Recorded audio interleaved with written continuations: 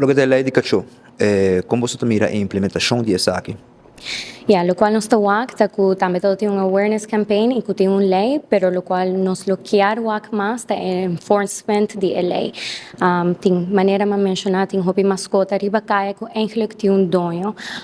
Bo por pasa mira en cierto barrio nan con e bese nan tawardo trata.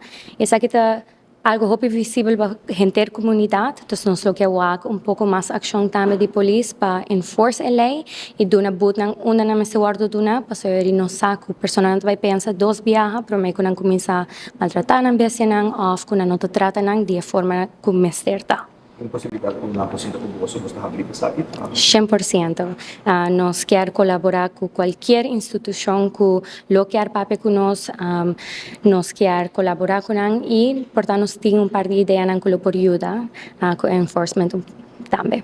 Well, nos ting ya acaba ting lei ng hopi bongs que viene en Holanda, ting diferentes programas ng imisaco ya acaba, ting un ministerio que nang trabajando ribesay, spino por comentar ribesay, pero nos lo quiero wak un sociedad que ta aprecia besia mes un hopi que na diferente parte de Europa y por ta nos portuma ejemplo para move forward.